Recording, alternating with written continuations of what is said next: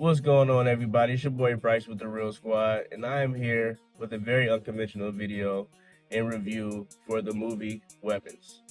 Now, this is directed by Zach Cregers and starring Julia Garner and Josh Brolin, among some other people. Zach Cregers caught my attention with Barbarian that came out, I believe, if not last year, the year before. So I was looking forward to his next film, and when I heard about Weapons and it was his movie, the only promotion I saw for it was like a 10-second teaser, the Ring camera footage of kids at night running in the middle of the street with their arms open. And it had like some type of eerie music, and I was sold. I'm like, all right, I don't want to see any more promotion for this. I want to go see this. It became one of my most anticipated movies of the year. And then you started to hear 100% on Rotten Tomatoes, people praising it. And I stayed far away from any reviews. I definitely wasn't able to stay away from the headlines. It's the 100%. But I was super excited to go see this. And I was able to make it to the movie without seeing any other trailers. And mind you, I go to the movies often. So every time the Weapons trailer would pop up, I would just walk out of the theater.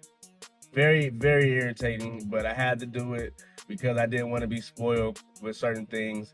And after watching the movie and watching the trailer, it still doesn't give too much away about what's going on, but I'm still glad I didn't see it. But the movie follows Julia Garner's character, who's a teacher, and she comes in to work one day, and all but one of her students are missing. So 17 students in total. And the premise of the movie is pretty much a missing person or missing kids, and they're trying to find out what happened to these kids. Did Julia Garner's character have something to do with it? Is she innocent? Why is it just one kid left? And the movie pretty much takes off from there.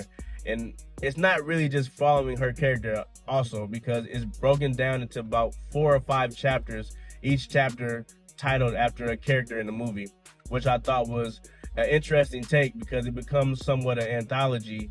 And each person's story surrounding this particular day is equally as interesting as the next person's story. So I thought that was pretty crazy. I'm like, damn, like every single one of these leading up to this one point is absolutely fun to watch and horrifying because each person has a piece of the puzzle to solve or what happened to the kids. And there is a particular story involving 2 characters that could be seen as comedic relief. And when I say that, it's because most of the time that they're on screen, the audience is cracking up. Everybody's having a blast, but I'm so creeped out from what I saw previous and what is leading up to it. I couldn't really enjoy the funny moments of the movie. So I'm interested to rewatch this by myself to see what type of effect it would have on me, because I did laugh at a few things, but at the same time, like I said, I couldn't really enjoy it because I knew something very scary and creepy was right around the corner.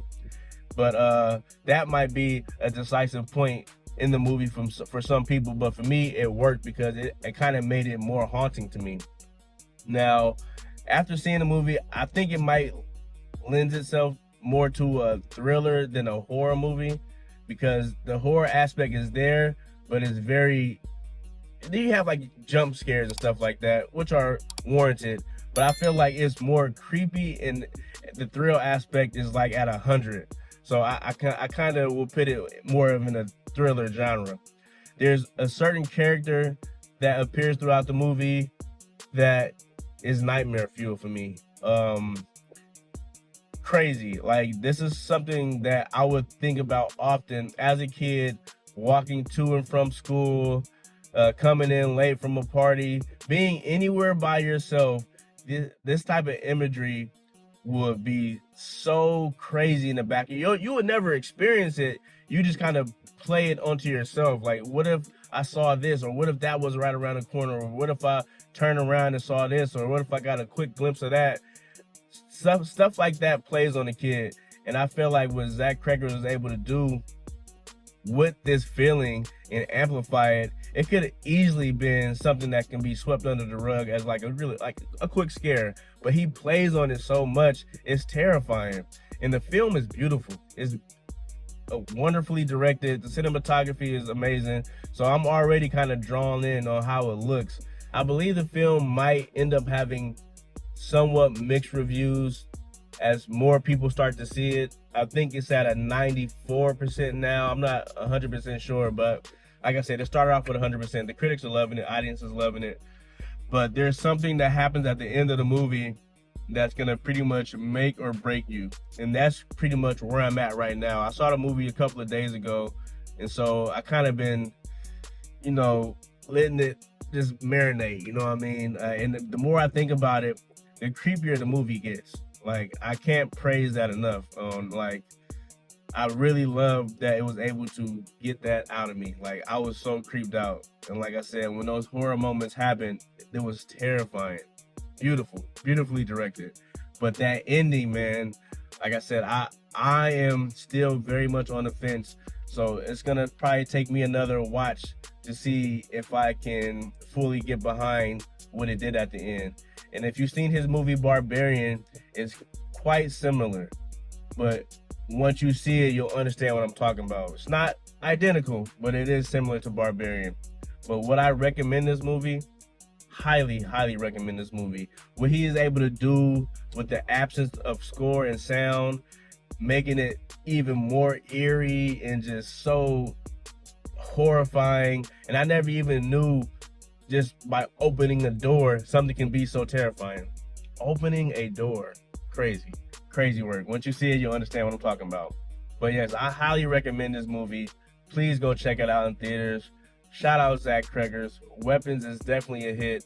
If I had to give it a Real Squad score, 9.5 out of 10. This is the real deal. I highly, highly, highly recommend you go check it out. And if you are new here, we do a live every week, Wednesdays at 10 o'clock, 10 p.m. So make sure you tune in for that. I appreciate you for tuning into this. Make sure you hit that like and that subscribe button. It'll help the video get out there. Appreciate everybody for pulling up. It's been Bryce with the Real Squad, and I'm out. Peace.